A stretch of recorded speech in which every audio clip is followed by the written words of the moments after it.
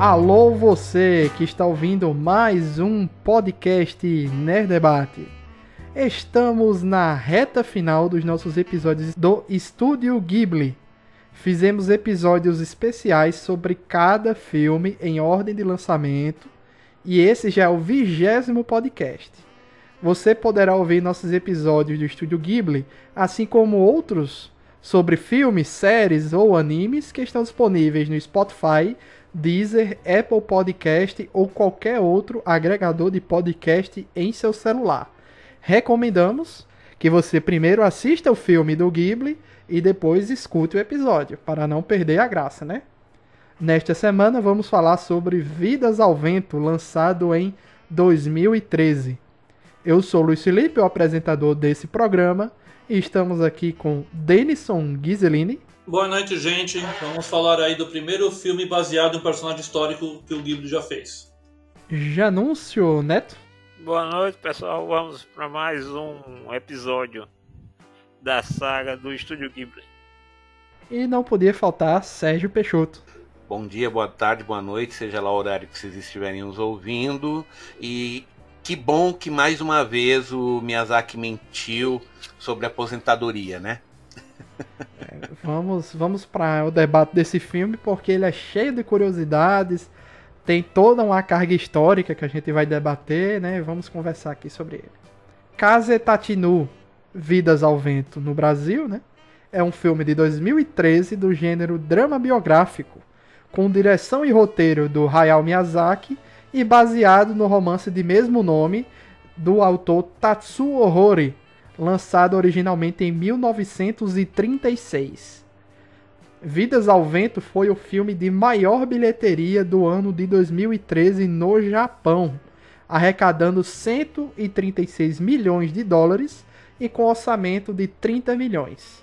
Recebeu indicações ao Prêmio Globo de Ouro e o Oscar e ganhou 2 prêmios da Academia do Japão. O filme narra a história de Jiro Horikoshi, projetista do avião de caça Mitsubishi A5M e seu sucessor, o Mitsubishi A6M0, usado pelo Império do Japão durante a Segunda Guerra Mundial. Vidas ao Vento foi anunciado como o último longa-metragem dirigido por Miyazaki, como Peixoto disse na introdução, antes de sua aposentadoria em setembro de 2013. No entanto, em 2017, Miyazaki anunciou que havia saído da sua aposentadoria para dirigir um futuro filme, Kimitachi wa do Ikiruka, que deverá ser lançado em 2023. Fã vitalício de aviões e aviações, como a gente disse aqui desde o primeiro Nerd Debate do Ghibli que a gente fez, né? A gente comenta isso. O Hayao Miyazaki começou a produzir uma história sobre a vida do Jiro Horikoshi em 2008, após a conclusão de Ponyo. O resultado de sua pesquisa resultou em um pequeno mangá com o mesmo nome do futuro filme, publicado pela revista mensal Model Graphics, entre abril de 2009 a janeiro de 2010. Com o intuito de ser um simples deleite pessoal, Miyazaki não planejava seguir com o mangá. Mas depois de ler seu trabalho, o produtor Toshio Suzuki sugeriu que Miyazaki extraísse da obra o seu próximo longa de animação. O Miyazaki estava meio cético com relação à ideia de trazer uma história que trata de guerra para um público infantil, ainda mais de um tema real, né? Temas reais. Entretanto, por insistência do seu colega, no dia 28 de dezembro de 2010, foi dado sinal verde ao projeto.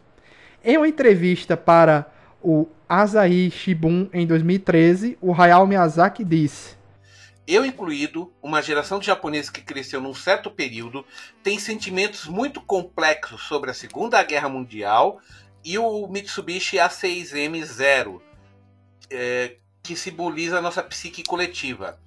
O Japão entrou em guerra por arrogância cega, causou problemas em toda a Ásia Oriental e destruiu-se a si próprio. Entretanto, apesar dessa história humilhante, o Zero foi uma das poucas coisas que nós, japoneses, podíamos nos orgulhar. Havia 322 caça-zero na deflagração da guerra, quando a guerra começou, né? Era uma presença verdadeiramente formidável. assim como os pilotos que os pilotavam. Foi o extraordinário gênio de Jiro Horikoshi, o projetista do Zero, que fez um avião à frente de seu tempo. Certo? Resumidamente, né, o que ele está falando é: a única coisa que os japoneses ainda falam com orgulho, Luiz, da Segunda Guerra é do caça-zero, porque isto é um reconhecimento histórico e mundial. Foi o melhor caça do começo da guerra. Tá? Entendi. Mais pra frente, se você achar que deva, eu posso dar uma explicação técnica sobre o que é que foi o Zero, tá? Certo. E a gente percebe a criação dele durante todo o filme, né? Que ele começa ali da Primeira Guerra, a recessão, e vai até a estreia do avião, né? O primeiro voo dele. Só que tem um detalhe: aquele que aparece no filme, que é o que faz o voo de teste, é o modelo anterior, é o 5. Entendi. É o A5M, né? O Zero viria na sequência, tá? Mas o Zero que aparece é aquele quando ele tá no final falando com o Caproni de novo. Aquele é o Zero, tá? Que o Caproni até elogia, falando que tem um belo avião, né? Fala, mas nenhum voltou, né? Foi como eles falam no fim do filme, né? Aquele lá é que é o Zero. Pois tá, a gente tem umas informações aqui do verdadeiro Jiro Horikoshi, né? Ele nasceu em 1903 e morreu em 1982, um ano depois do meu aniversário, que é 10 de janeiro. Ele morreu em 11 de janeiro de 82, pra você ver. E teve 5 filhos. Mas, apesar desse detalhe, o caso amoroso do filme é um elemento narrativo inteiramente fictício e só foi idealizado especificamente para que o longa não se concentrasse apenas na realização de um avião de guerra, mas também nos sentimentos do protagonista e na tentativa de viver a vida em plenitude em tempos abalados por grandes conflitos bélicos. O diretor encontrou dificuldades com o roteiro e o storyboard inicial. Seu trabalho prosseguiu muito lentamente. Temia que o filme não satisfizesse o gosto do público e ainda não pretendia, nessa fase inicial, desistir do projeto. Além disso, era a primeira vez que trabalhava numa narrativa baseada em um personagem não ficcional, como disse o Denison, né, no início da apresentação. E com um arco narrativo de 30 anos de história. Apesar de a gente não acompanhar muito quando ele chega na fase adulta, a gente não percebe ele envelhecer muito, né? Eles mantiveram assim o traço dele como um traço jovial. O Luiz, só para dar um detalhe importante aí, é que ao longo do filme, quando ele aparece criança, é o ano de 1918, 18 para 19, tá? Quando ele conhece a esposa dele, né? É o terremoto de 1923, aquele terremoto. Sim, né? Que a gente vai comentar mais na frente. Exato. E quando ele vai fazer e o filme termina no teste do modelo 5, né? E o modelo 5 ele fez o voo de estreia em 35. Então, na verdade, a história não chega a cobrir 20 anos da vida dele. Cobre de 1918 até 1935. Certo. Seria aí 18, 35, 17 anos da vida dele, né? Porque em 18 ele estaria com 15 anos. Eu acho que ele considerou aqui os 30 anos de história porque eu acho que no final do filme, sem ser o voo de estreia, o depois é se referindo como se fosse um pós-guerra, né? Se você calcular, termina em 48, né? Os 30 anos. Se terminar em 48, então aí seriam 30 anos. Confere. Eu esqueci esse detalhe que tem ele no sonho com Caproni, ele tá falando como se já fosse o fim da guerra, né? Então sim, de fato, aí são 30 anos de história, de fato. Aí a conta fecha. Tá? O assunto, entre outras coisas, era particularmente delicado e causava discordância dentro do estúdio Ghibli, entre aqueles que não queriam fazer apologia à guerra. Miyazaki também estava consciente dessa questão.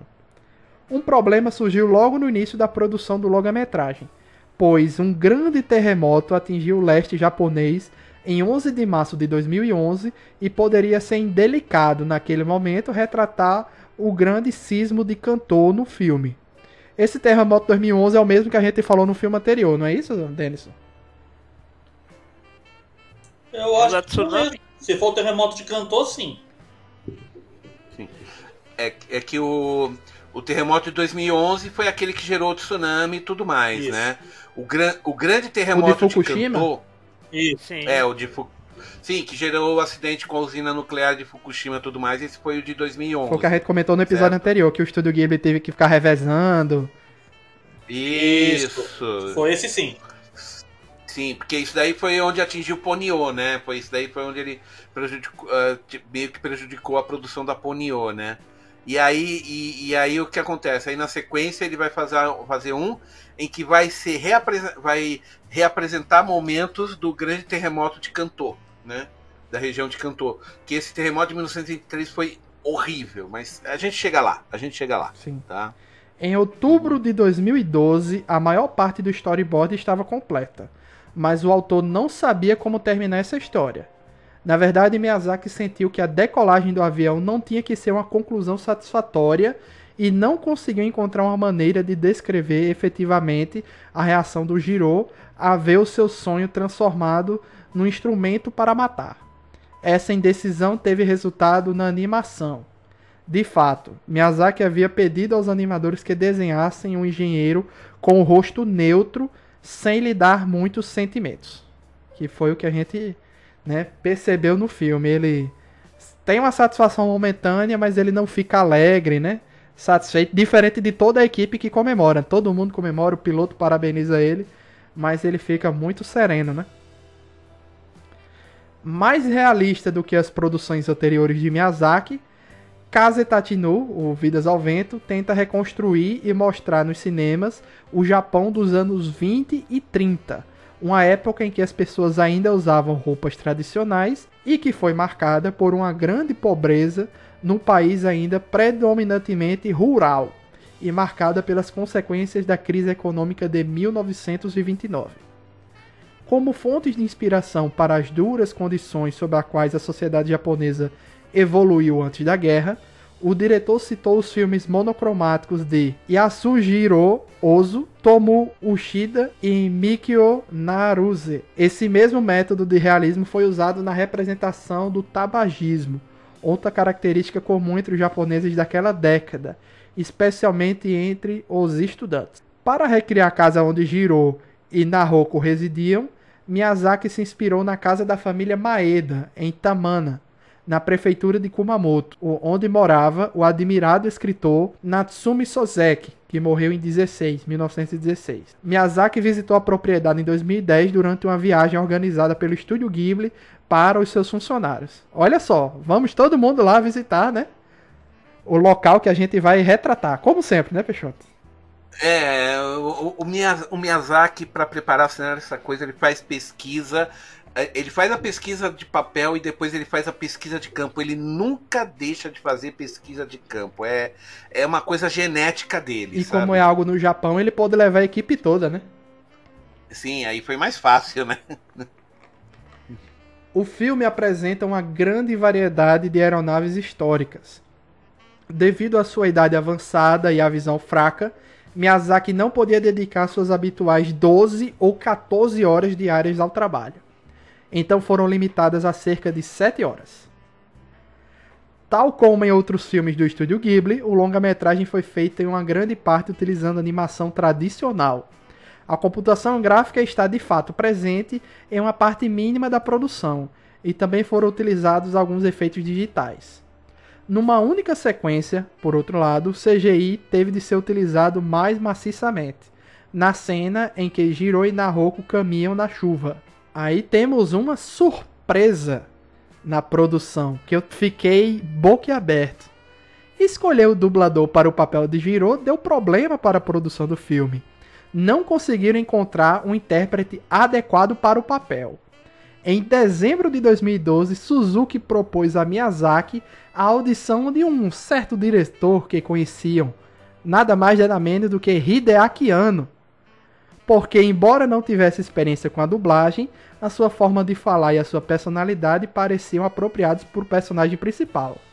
Muito satisfeito com as audições, Miyazaki escolheu o Hideaki e foi escolhido como a voz de Jiro, frase do Hideakiano. Um dia recebi um telefonema de Toshio Suzuki que me disse: gostaríamos que você fosse a voz de Jiro Horikoshi. Pensei, bem, provavelmente é impossível, mas disseram-me que era um pedido do próprio Hayao Miyazaki, por isso decidimos tentar. Depois que a audição terminou, Miya-san, como ele se refere a Miyazaki pela amizade que eles têm, que estava com um grande sorriso no rosto, algo que eu não via há algum tempo, me disse para fazê-lo.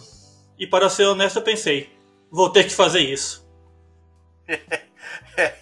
Ferrou. Você não diz não ao Miyazaki, né, Denison? Não, né? Com a amizade que eles têm, né? Afinal, eles começaram fazendo aquelas coisas de animação tudo junto, pô. Meu, o Hideaki trabalhou na Nausicaa, Denison, lembra?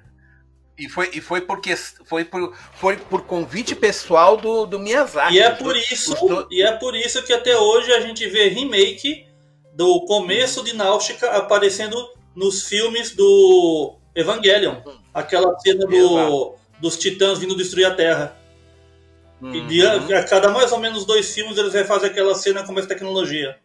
Então, durante o filme todo, a voz do Jiro me surpreendeu bastante. Eu estava amando o personagem. Amando, eu gostei muito assim. A voz dele é muito tênue, ele nunca eleva demais, ele nunca baixa demais, é num nível, e ele é na dele, né? Tem um momento que, acho que é quando ele tá trabalhando, aí tem um momento que tem uma pessoa que fica dando muita ordem pra ele, e o tempo todo ele fica, certo, correto, sim, né? É muito bom, é um personagem excelente, e quando eu soube que foi o Hideaki Anno, eu fiquei, caramba, por essa plot twist, minha cabeça explodiu na hora. Olha só. Eu tinha visto isso como parte, acho que, do 3º episódio lá do 10 anos com o Miyazaki, que tem uma parte, acho que 20 minutos desse episódio, que eles comentam a produção do filme, e aparece lá o Anno Hideaki fazendo audição. Aí vem uma outra detalhe, né? Pela primeira vez no longa-metragem do estúdio Ghibli, muitos efeitos sonoros foram feitos através de manipulações de sons emitidos com a boca. Essa técnica foi testada por Miyazaki em 2006 no seu curta-metragem Yado Sagashi, para o Museu Ghibli. Miyazaki insistiu para a gravação de áudio fosse feita em monaural ao invés do estéreo. Embora essa escolha limitasse a possibilidade de colocar o som, permitiu também que o diretor fizesse sobressair os sons que ele considerava mais importantes para a história. A escolha, por um lado, limitava a possibilidade de estratificar o som, mas por outro lado permitia ao diretor trazer à tona os sons que ele considerava mais importantes para a história. Inclusive, não sei se vocês tiveram essa impressão, um certo anime recente me fez lembrar muito, que eu acho que foi muito inspirado nesse filme Vidas ao Vento. Não sei se vocês acharam que Eizouken tem muito de Vidas ao Vento. Então, eu acho que não, porque apesar da influência ser possível, ali você está vendo no Eizouken uma menininha crescendo, gostando de animação, gostando de fazer as próprias histórias. Então, na cabeça dela, aqueles sons existem. E como ela não tem referência para colocar só na imaginação dela, ela usa a vocalização. É simples assim. Mas assim, se você perceber, eu tive, vendo Vidas ao Vento, eu tive essa mesma impressão. Digo, o barulho desses motores parece feitos com a boca. Por incrível que pareça, hoje de manhã, antes de ver o filme, eu descobri no Instagram um canal, um perfil, melhor dizendo, de um grupo de vocalistas japoneses que eles ficam imitando sons de maneira vocal, né? Tipo sons como de computador, a abertura de um vídeo deles lá que tá bem popular no Instagram, que eles refazendo todas as introduções do Windows com a voz. Então assim, e por exemplo, se você pegar o motor que aparece daquele avião Libelo lá, do primeiro episódio de Eizouken, e pegar o som do motor de um dos aviões de Vidas ao Vento, você vai ver que assim, Não é igual, mas se parece muito. Você percebe que é uma coisa feita com a boca. Não, e eu não me referi apenas à questão do som. Toda aquela questão do Jiro, dele começar a imaginar as coisas acontecendo na frente dele, do avião se montando, se desmontando, vendo os detalhes, tudo aquilo ali eu achei muito... É um recurso. Exatamente. É o recurso de como ele projeta aquilo na imaginação dele. Para que o espectador, no caso nós, temos um norte para poder entender como aquilo deve estar sendo desenvolvido na cabeça dele. Tanto é que, por exemplo, tem um avião lá, o primeiro que ele vai fazer o teste, que eu achei bem interessante, que ele, no começo, o colega dele fazia uma crítica que os aviões eram levados para o teste em carros de boi. Sim. Né, em um carro de boi. Quando o Jiro... Até o final foi assim, viu? Não.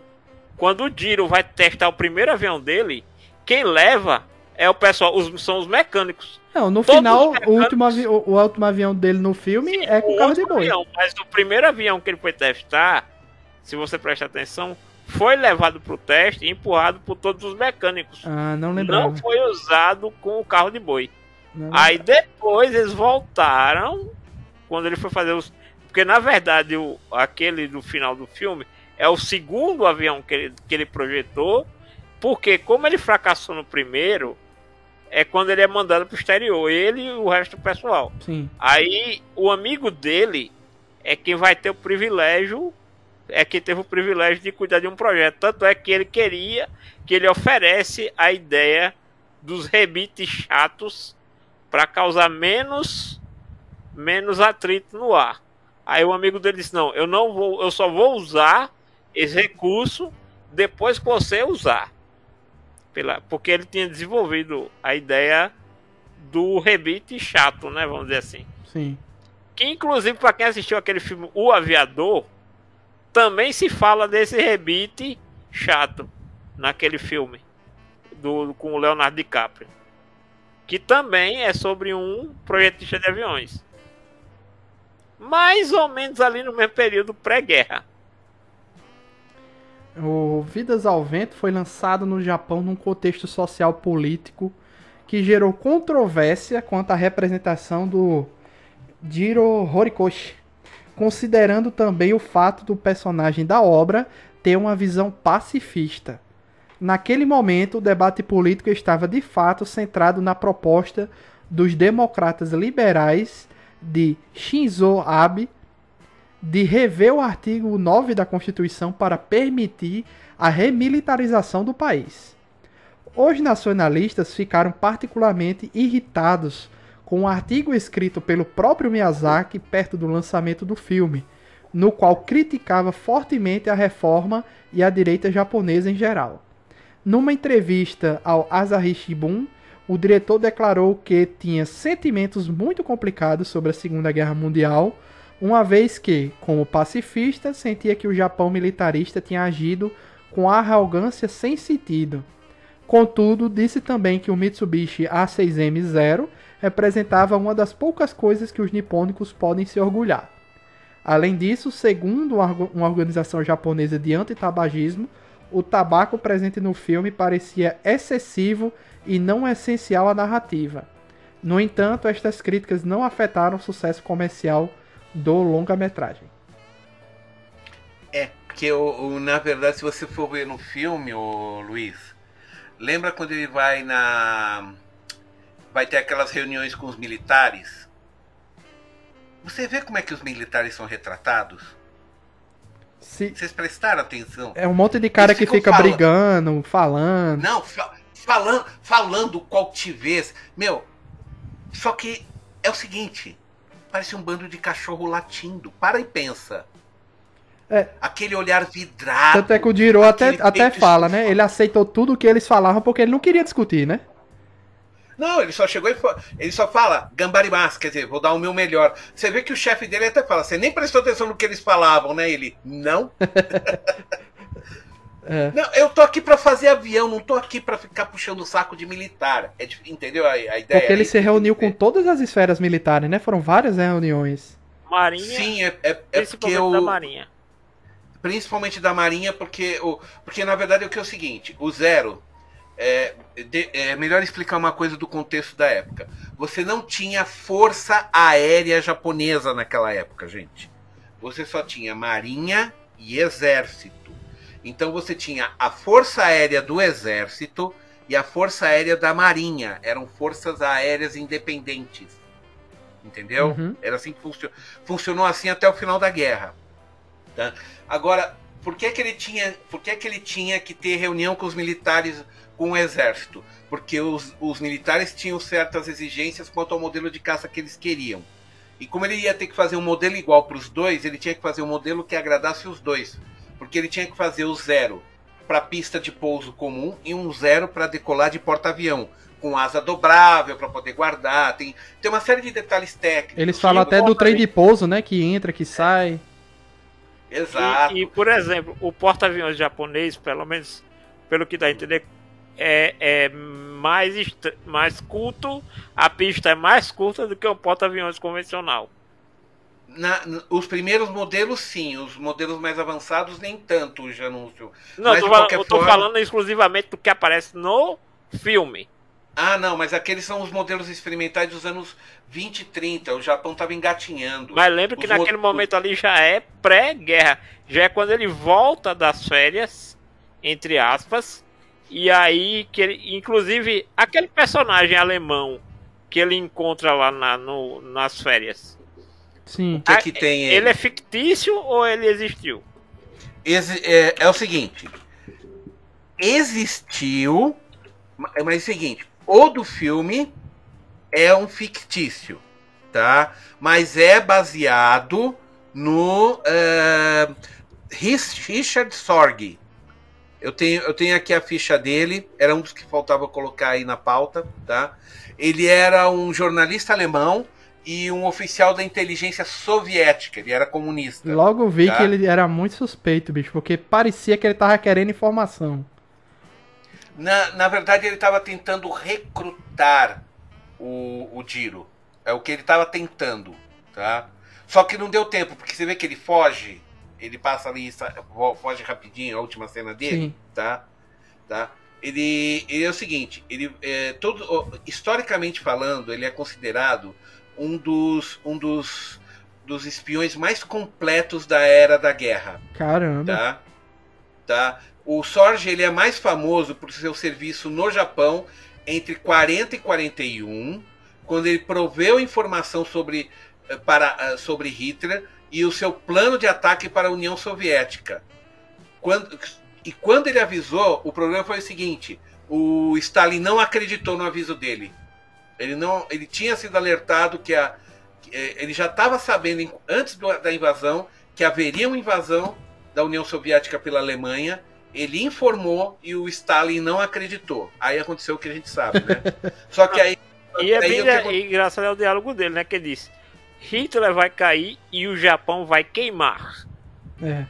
Exato. Não, aquilo na verdade, vamos ser sinceros, ali na verdade é o como é que diz? É o Miyazaki falando, não é o Sorge, tá?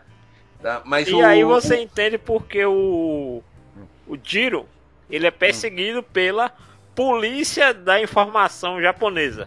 Porque ele teve contato polícia da ideologia, não? Polícia é um negócio assim. Não, nenhum desses. É a Kenpeitai.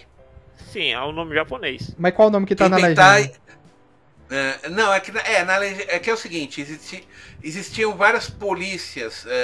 Depois que os militares assumiram o poder no Japão, eles fizeram que nem os nazistas, criaram forças de repressão a qualquer oposição, tá? A Kenpeitai era a polícia do exército. Ela agia mais fora do Japão, mas ela agia dentro também. E o trabalho dela era simplesmente qualquer suspeito, eles batiam primeiro, perguntavam depois. Era isso, tá?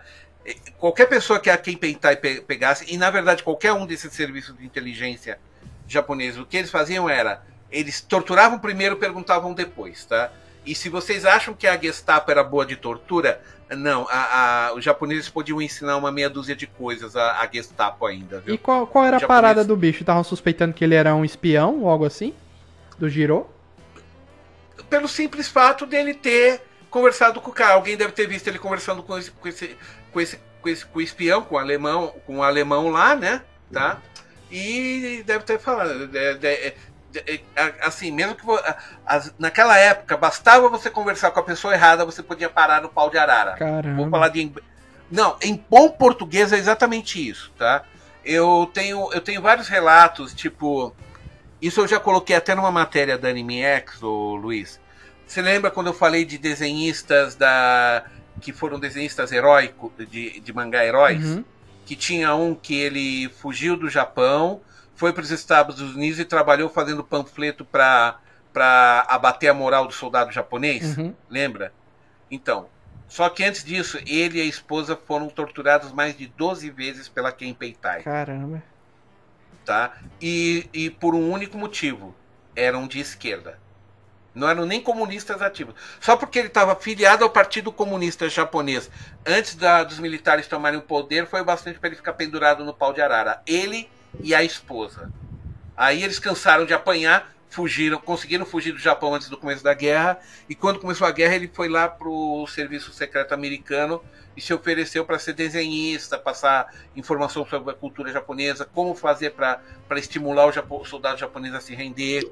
Tudo foi ele, tá? Mas houve um escritor japonês muito famoso da década de 30 que morreu sob tortura. Assim, foram dezenas de milhares de pessoas torturadas. Tá? O fato de eles estarem tentando proteger o Jiro de qualquer forma lá, o dono da fábrica, o chefe dele, era um perigo real. Se pegassem ele ia sumir para nunca mais ser visto. Era assim naquela Aquela época. fábrica seria a Mitsubishi? Porque eles não usam o nome, né? É a Mitsubishi. É a Mitsubishi. É a Mitsubishi dos anos 20, 30. E sim, era daquele jeito lá. Era tudo apertado, aqueles barracão sem ar-condicionado, tudo no braço. Era assim no Japão naquela época. Era tudo no braço. Outra coisa também histórica que a gente tem é a presença do Giovanni Battista Caproni, né? Que tem a primeira interação com o Jiro ali num sonho, né? Eles nunca se encontram pessoalmente. Mas é tudo na base do sonho, que morreu em 1957. Ou seja, eles tinham chance de se encontrar, né? Mas pelo jeito...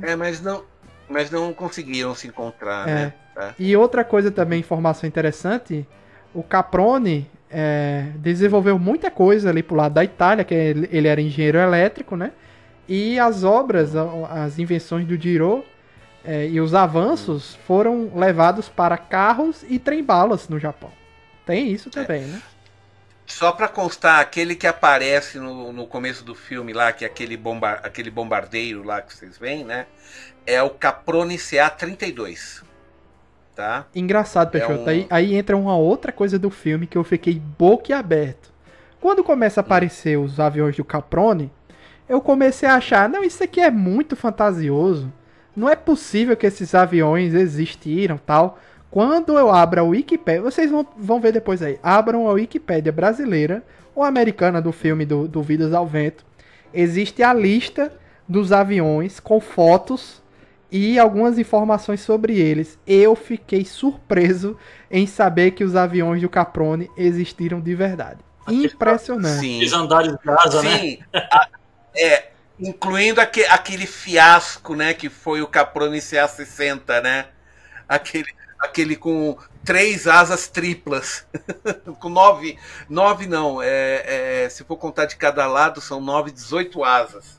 Eu fiquei impressionado, bicho, quando eu vi aquilo ali, porque tudo retratado, tanto os do Caproni, os Junkers, né, também os Mitsubishi, Nakajima, é impressionante. Todos eles existiram, todos existiram. Agora, a reação que o Caproni tem quando o CA-60 se desmantela no ar, né, que ele pegou a câmera lá, não filma isso! É histórico. É histórico, ele fez sério? Aquilo. Ele fez. Caramba. Ele fez. Ele chegou pro cara. Ele chegou, tomou a câmera do cara, arrancou o filme e jogou fora. Nem a pau! Ninguém vai registrar o meu fiasco! E eu achei engraçado como quem mais impactou o Jiro foi o Caproni, né? E a gente não tem uma citação ao Santos Dumont, né? Na criação do avião nem nada. A gente nunca viu nada nos... Então, esse fato, eu tava pensando nisso, se dá porque o avião já existia. O que estava acontecendo ali é que ele era um daqueles que queriam ser piloto, né? Mas E não tinha uma podia. visão ruim.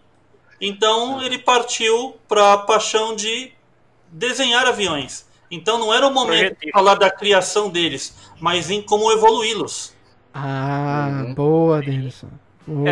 E não, até porque assim, como ali já era o que? Década de 20, né? Quando começa, né?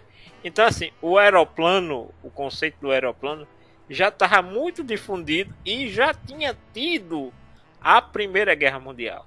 Que foi o que Né? decepcionou o Santos Dumont, né? Que morreu em 36. Então você pode ver que o próprio Caprone diz, né, que ele não constrói aviões para a guerra. O sonho dele era construir aviões para o transporte. Então ele é um entusiasta da aviação e não do militarismo. Pra mim, E os melhores diálogos do filme são entre o Caprone e o Giraud. As dicas que o Caprone dá pra ele. Inclusive, eu não entendi aquilo que ele falou. Ah, você só tem 10 anos. Eu não entendi muito bem. Ah, devia ser um conceito de época. Sua vida criativa dura 10 anos. Sabe? Isso deve ser um conceito de época. Entendi. Né, que eles falavam que as pessoas só... Como é que era? As pessoas As só têm pessoas só criatividade por 10 anos. Depois de tudo que você estudou, aprendeu e vivenciou, você só pode aplicar isso por 10 anos. Depois você definha. É um conceito muito ruim. É um conceito no qual, aliás, eu totalmente discordo, né? O Miyazaki tá aí pra provar, né? Exatamente. Miyazaki tá aí pra provar. Não, se eu posso me colocar como exemplo, eu ainda faço revistas, né? Não, né? Mas aí no caso o que ele está querendo dizer em relação não é o tempo que você pode trabalhar. Tanto é que o próprio Giraud continuou trabalhando com aviação. O que deu a entender, pelo menos na interpretação que eu fiz, é em relação à inovação. Porque em relação à inovação, novamente, ao mesmo tempo... Sim, não, mas o que eu estou dizendo, no que ele está falando ali. Sim. Não ali, em relação tá dentro. à idade dele. É o tempo que ele tem para criar uma inovação na aviação. Porque ele já saiu da escola, ele já está trabalhando, então ali ele tem os 10 primeiros anos dele como engenheiro, é quando ele pode se provar como um grande projetista, ou mais um daqueles que estava ali só para cumprir tabela, só para bater o cartão na empresa. E ele queria ser um cara para colocar o nome dele na história. Sim. E no final do filme a gente tem aquela frase que o Caprone... Inclusive, deixa eu só ver aqui uma coisa. Eu não sei se o Caprone estava morto àquela altura. Não. Quando acabou a guerra, em teoria, o Caprone já não estava morto, porque ele morreu em 57, né? E a guerra acabou em 48. Mas tem aquele diálogo, né, com ele, e diz que a esposa dele tá ali há muito tempo esperando ele, né? Que é uma história muito triste do casal. Eu achei o filme particularmente, assim, não mostra direto, assim, os horrores da guerra, né? Mas é um filme muito triste, de todos os jeitos, porque você sabe o que aconteceu com as obras dele, né? Ele tem muita, vamos dizer assim, mensagem, vamos dizer assim, subliminar. Por exemplo, quando ele chega ali no final, eu imaginei que ele tinha morrido e ele, no começo ali, Sim. ele estava vendo que o resultado do trabalho dele causou tanta destruição e tanta morte, até ele encontrar com o Caprone, né? O Caprone, que é justamente quando o Caprone depois diz, né? Nenhum deles volta. Porque os que vão pra guerra só vão, não voltam. Sim. Né? Que nenhum voltou mesmo, né? Nenhum voltou mesmo. Então cada avião daquele era uma vida do piloto que se perdeu e de muitas outras pessoas que foram vítimas daquele avião. Eu também pensei que ele ia, assim, tava morrendo, ia se encontrar com a esposa dele, mas a esposa dele diz, não, viva aí, pô. Pra ele não ficar preso nesse sentimento de que o trabalho dele gerou tanta morte e destruição. E caramba, a tuberculose que ela tinha, né, a doença dela, é transmitida por uma bactéria e eles ainda ficavam convivendo normalmente, beijando e não sei o que. Eu ficava assustadíssimo com aquilo ali, que ela desistiu do tratamento, que eu acho que o tratamento na época nem devia ser tão efetivo, creio eu. Era mesmo? Não era mesmo, não havia cura para tuberculose na época. Você tinha tuberculose, você já podia ir acertando suas contas. Sabe? Geralmente, inclusive uma coisa que eu percebi nesse filme, quando eles falam dessa doença, é que geralmente no romantismo, no estilo literário romantismo, a tuberculose era geralmente a doença que os escritores mais usavam. Porque era um negócio mais sofrido, para demonstrar esses romances mais trágicos. Inclusive tem uma novela de época que a Globo fez alguns anos atrás, onde tinha um personagem que ele tinha um relacionamento bem parecido com esse do Jiro, que ele tinha uma namorada que tinha tuberculose, e eles ficavam se encontrando, e depois de um tempo ela, para ficar perto dele, ia morar numa casa, num porão de uma casa. Aí a doença dela piorou mais ainda, né? Isso a personagem da novela. Então quando você vai ver ali, você vê que é tudo perfeitamente criado para se apresentar um grande drama que, por exemplo, ela foge do hospital. Você consegue imaginar alguém que consegue fugir de um hospital que trata só de tuberculose? Ela viajou, saiu num período de neve, É verdade.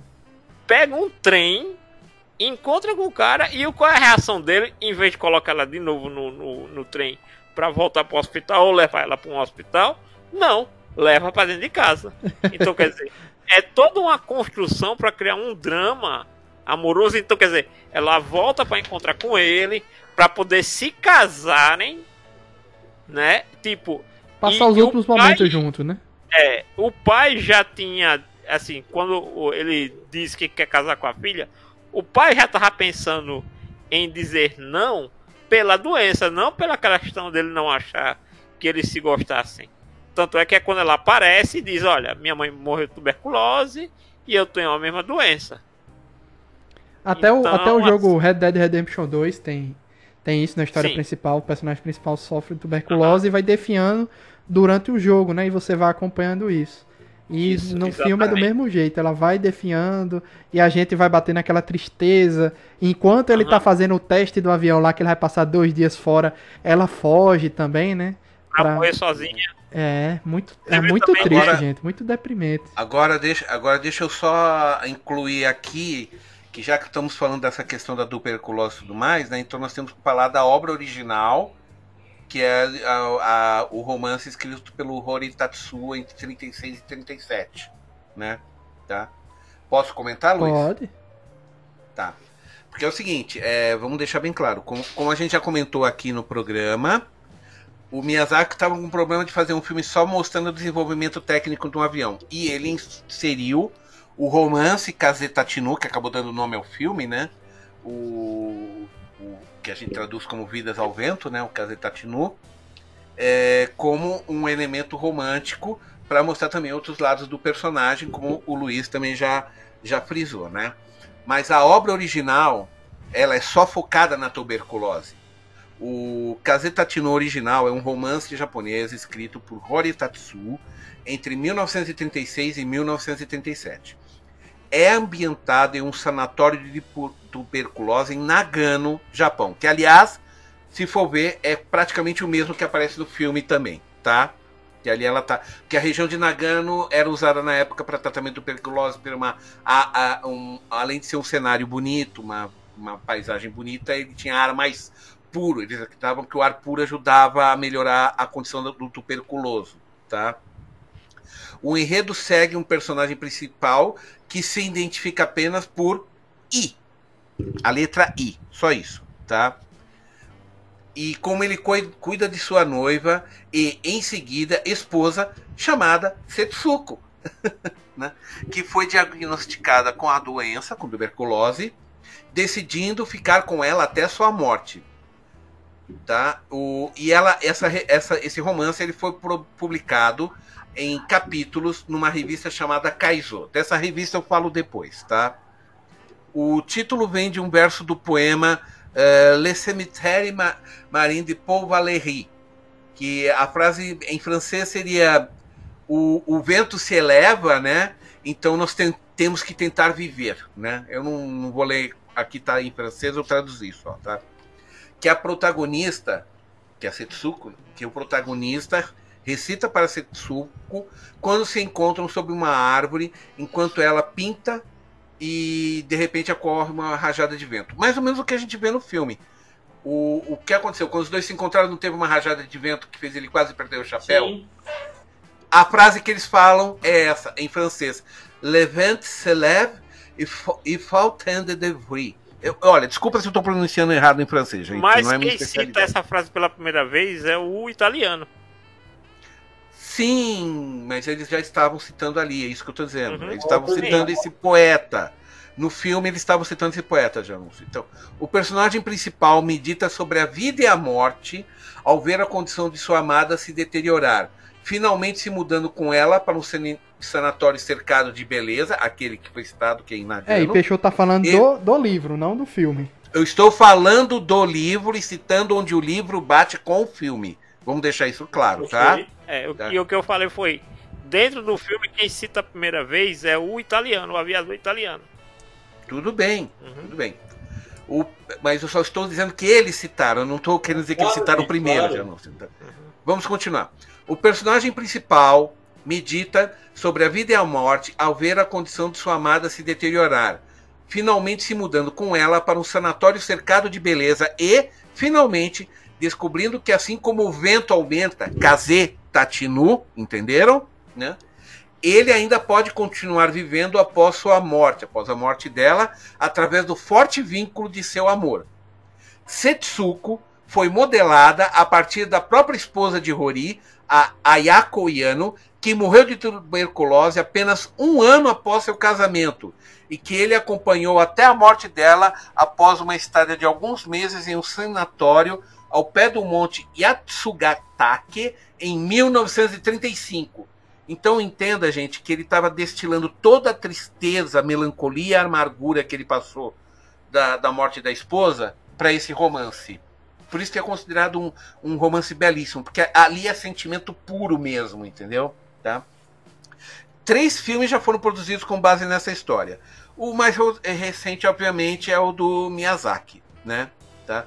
Que é só, deixemos bem claro, vagamente baseado. E, na verdade, ele pegou o Kaze Tatinu original e encaixou dentro da história do projetista, né? Então, do Jiro, né? Ele só pegou o Kaze Tatinu e colocou dentro da história do Jiro. O Jiro nunca teve uma esposa nessas condições, como aconteceu tudo mais. Essa é a versão fictícia da história, né? Ele inseria um pouco de ficção numa história que ia ser quase que uma biografia animada, né? Sim. Tá? Gerou alguma dúvida a minha explicação? Acho que tá bom, né? Não, tem um outro também, vamos citar algumas coisas, mais coisas históricas do filme, né? Como, por exemplo, o grande terremoto de Kanto, que foi um violento sismo na região de Kanto, na ilha japonesa de Honshu, às 11h58 da manhã, no dia 1º de setembro de 1923. Várias fontes indicam que o abalo foi extremamente longo, com duração entre 4 e 10 minutos.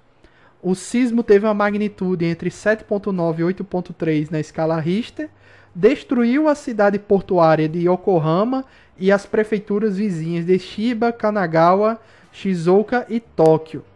O poder e a intensidade deste sismo são fáceis de subestimar, mas o sismo conseguiu mover a estátua de 93 toneladas do Grande Buda em Kamakura, situada a 60 km do epicentro.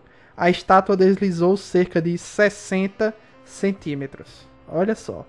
A 60 quilômetros, viu? Não, pra você ver como o negócio foi violento, né, Luiz? Tá? Pois é. E uma coisa que eu quero dizer. Que animação espetacular. Pela primeira vez eu vi como é tá num terremoto de verdade. Posso comentar algo sobre isso? Porque no início você tem a impressão um pouco fantasiosa da visão do Jiro e logo depois tem algo mais real, né? No início é algo fantasioso. Então, não é fantasioso. Eu já vi um vídeo sobre o terremoto e a vibração do solo rochoso é tão violenta que literalmente a rocha faz ondas. Caramba! Luiz, tudo aquilo que você viu no anime o terremoto faz. Eu pensei que o início Aquilo fosse não- muito fantasioso e depois ficou mais real. Não, É assustador você descobrir que uma rocha sólida ondula por causa de vibração. Luiz, você pensa o seguinte: o que é que causa o terremoto? São duas placas tectônicas que elas dão uma escorregadinha e dá aquela pancadinha. Sim. É que nem você bater dois punhos e escorregar até um pular. Na hora que dá aquele pulo, não dá aquela pancada. Sim. Aquela pancada é que gera a onda de choque do terremoto. Só que você pensa que isso é uma coisa feita numa placa tectônica da superfície da Terra por centenas de quilômetros, e aquilo gera uma força cinética monstruosa que literalmente faz a Terra ondular como se fosse uma pedra caindo numa lagoa. Tecnicamente, o epicentro dessas coisas tem mais energia do que todas as bombas atômicas implodidas juntas. Caramba. Tá, então, Luiz, se você estava achando que aquilo era só uma visão ilusória do Diro, não. O terremoto foi daquele jeito. Foi assustador a cena, pô. O trem ondula, né? Com os trilhos, tudo. Meu Deus. Tudo. A Terra ondula, Eu- gente. A Terra ondula. Ai, como é... Eu não posso nem imaginar o terror disso. Eu vi, ó, o seguinte, gente, vamos colocar o seguinte. Eu já vi vários. Depois que aconteceu aquele terremoto em 2011, como eu sou um cara muito xereta, eu fui pesquisar mais vídeos no YouTube. Eu achei vídeos em que mostra a Terra ondulando como se fosse feita de água. Ou de gelatina. Ou gelatina, exatamente. Manda depois, Peixoto, esses Você- vídeos. Você viu em japonês Não, ou...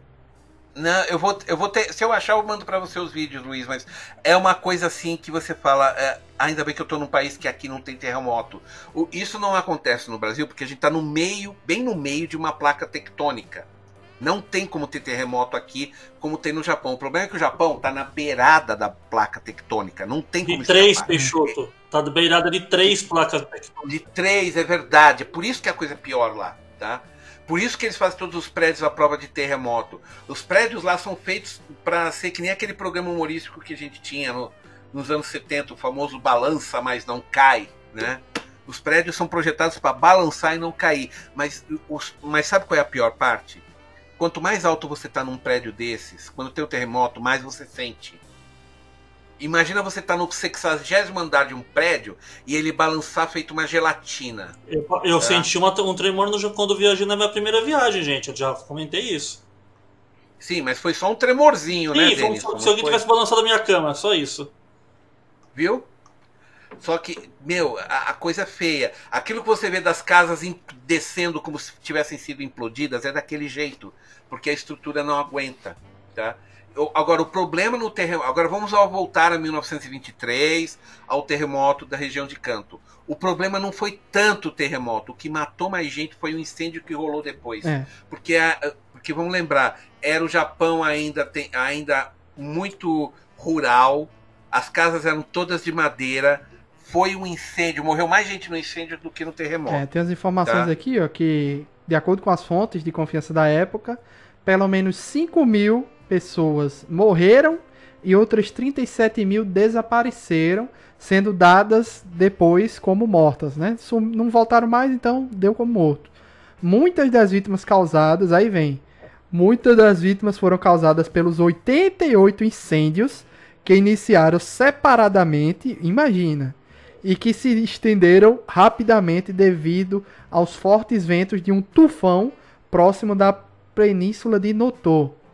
Em vários lugares foram observados tempestades de fogo, a maior dos quais colheu pelo menos 30.000 vidas em Rikongun, Honjo e Rifukusho. O fogo durou 2 dias, até dia 3 de setembro, e cerca de 570 mil lares foram destruídos, deixando cerca de 1,9 milhões de refugiados. Tá. Mas vamos só corrigir os números aí, porque as estimativas dizem que as mortes foram entre 105 mil e 142 mil no total. Mas é porque se você juntar os 105 mil mortos com os 37 mil desaparecidos, dá esse valor, né? Exato. Não, mas o que eu tô querendo dizer, os números mesmo com os desaparecidos, dá entre 105 mil e 142 mil de Mas morte. é exatamente o que eu disse, Peixoto. 105 mil garantidos e 37 mil que desapareceram e depois foram dados como mortos. Tá. Se você somar, dá Ok, 142. agora você sabe o que é uma tempestade de fogo, Luiz? Caramba, o pior foi isso, porque foram 88 incêndios em áreas diferentes e então o pessoal não tinha muito pra onde fugir, né? Porque todo canto que eles iam tinha incêndio e ainda teve um tufão. Meu Deus. É. Não, mas Luiz, você sabe o que é uma tempestade de fogo? Você conhece esse termo técnico? Não conhecia. É o seguinte, é quando tudo numa área está pegando fogo, a temperatura aumenta tanto que surge um pilar de fogo por causa da diferença atmosférica. Se eu não estou falando besteira, o ar de cima é mais frio que o de baixo. Sim, então cria um tornado de fogo. Cria um tornado. Só que quando esse tornado cria, ele suga todo o ar em torno. Você não morre queimado, você morre sufocado. Que tenso, velho. Agora você Entendeu? imagina que com os focos de incêndio que tiveram, isso pode ter sido multiplicado por uma dúzia. Tá? Entenda, Luiz, você tinha vários fogos, eles se juntaram, ficou mais quente embaixo do que em cima, então naturalmente isso vira um pilar de fogo, literalmente um ciclone de fogo mesmo, aumenta a temperatura que você pode estar longe do fogo, mas só o calor já te mata. E se o calor não te mata, a falta de ar, porque suga todo o oxigênio. As pessoas. Isso aconteceu muito durante a Segunda Guerra nos bombardeios às cidades alemãs. Como os aliados usavam bombas incendiárias, havia tempestade de fogo, morria todo mundo em abrigo antiaéreo por falta de ar. Tenso, velho, muito tenso. Não sabia dessa da tempestade de tá? fogo. E tem mais uma coisa que o Miyazaki não incluiu, porque obviamente como ele mostrou só o primeiro dia da destruição do terremoto, não houve como ele abordar isso, e também não era nem tema na história, tá? Mas houve um massacre pós-terremoto. A polícia da região de Tóquio disse para toda a população que a culpa dos incêndios eram dos coreanos que estavam morando entre eles e que eles estavam envenenando os poços. Meu Deus. E a polícia de Tóquio passou ordem para a população. Encontrou coreano? Mata. Caramba, bicho, que tenso. Mas foram entre 6 e 10 mil coreanos mortos, e até hoje o Japão tenta fingir que isso não aconteceu. Caramba, tá? bicho. Tô indignado, Isso véio. daí não, isso aconteceu mesmo. E isso foi puro preconceito e, assim, eu preciso de alguém para descarregar. Quem é o fraco da vez? É os coreanos, vamos matar eles. Sabe? Porque é aquele negócio, aquele sentimento aquela xenofobia que a gente sabe que, infelizmente, naquela época era mais forte ainda, né? Hoje em dia ainda tem, mas é pouco. Mas na época a coisa foi assim. Eles falavam que a polícia que começou a espalhar a notícia falsa, era mentira. Eles espalharam a notícia de que os coreanos é que estavam criando os incêndios e eles é que estavam envenenando os poços, tá? E ninguém foi condenado pela polícia por isso, tá? É um crime que até hoje não houve punições, tá? Se bem que como já aconteceu há 100 anos, obviamente não tem mais ninguém vivo, né? Mas até hoje, quando se toca isso lá, tem gente querendo fazer revisionismo, dizendo que isso não aconteceu. Mas enfim, como eu disse, isso não entra no contexto do filme, porque não tinha a ver, não era o objetivo, Sim, né? mas a gente viu assim como foi tenso, porque ele entrega a futura esposa dele e a amiga, né? Numa casa lá que não tinha incêndio e tal. E depois ele volta lá, a casa também, o bairro todo foi lambido, né? Também, tanto é que ele disse que o incêndio parou na rua da casa dela, né? Parou ali. Exatamente. O negócio foi feio esse incêndio, tá? Aqui eu tô vendo o relato. O chefe da polícia de Tsurumi, ou Kawasaki, como outros dizem, foi registrado que ele estava publicamente bêbado num poço de água e tentava provar o rumor de que os coreanos é que haviam envenenado os poços, tá? Ou seja, entenda, foi de puro preconceito isso, tá? Eu só quero deixar isso registrado porque é o tipo de coisa que é bom não deixar passar se tem a oportunidade de falar. Porque é o tipo de coisa que não pode ser esquecida, porque se é esquecida, acabam fazendo de novo. Entende? Então, desculpe se saímos do tema, mas voltemos voltemos à história, né? Depois disso, nós vemos nosso amigo indo para Mitsubishi, né? Exatamente. E aí segue a história, né? Sim, e também a gente vê que está passando a crise de 1929. Lembra quando ele chega na cidade que o pessoal tá tendo aquela corrida ao banco, um banco que faliu? Sim. Né? Quebrou, a quebra da bolsa. É a quebra da bolsa em 1929 e vários bancos, porque naquela época não era tanto quanto é hoje, porque hoje a gente tem mega banco. Tem proteção governamental. E muitos são governamentais. E o que acontece? Naquela época, o que você tinha eram bancos particulares, entendeu? Às vezes o cara só tinha uma agência bancária, atendia uns 1.000 clientes e era um negócio dele. E muitos desses bancos simplesmente quebraram, milhares deles quebraram no mundo todo, porque eles tinham ações na Bolsa de Nova York, porque era um bom investimento, né? E eles investiram o dinheiro dos clientes. Como todo banco faz com todo investimento. Aí o que aconteceu? Um monte de dono de banco se matou, um monte de dono de banco pegou pouco dinheiro que tinha e sumiu, foi para outro país e nunca mais foi visto, e deixou atrás dele só tristeza e destruição. Isso foi no mundo todo, gente. Isso foi no mundo todo. Ou seja, entenda que o nosso herói, né, o Jiro, era ainda um abençoado naquela época de ele ter um emprego na Mitsubishi. Porque não havia emprego. E a Mitsubishi só estava se sustentando porque ela tinha contratos com o governo. Tá? Assim, eu só estou colocando para vocês a situação como era, né? Tá? Continuando. Sim. O nosso próximo filme aqui, do Ghibli, faltam apenas 2 dos que estão na Netflix. Né? O próximo é O Conto da Princesa Kaguya. Muito bom. E por último, a gente encerra, por enquanto, esse especial com o Ayato Majo, né? O novo filme aí. Não, Obras de Marnie não tá no Netflix? Não, pô, eu tô dizendo que a gente vai encerrar depois falando do novo filme, mas ainda tem esses 2. Ainda tem o Princesa Kaguya, tem as memórias de Marnie e depois o Ayato Majo. Pra encerrar e depois só em 2020 o whatever. Então é isso, gente. Obrigado aí pela presença. Gravamos aí mais um especial Ghibli. Faltam 2 da Netflix e 3 se a gente considerar o filme lançado no final de 2020.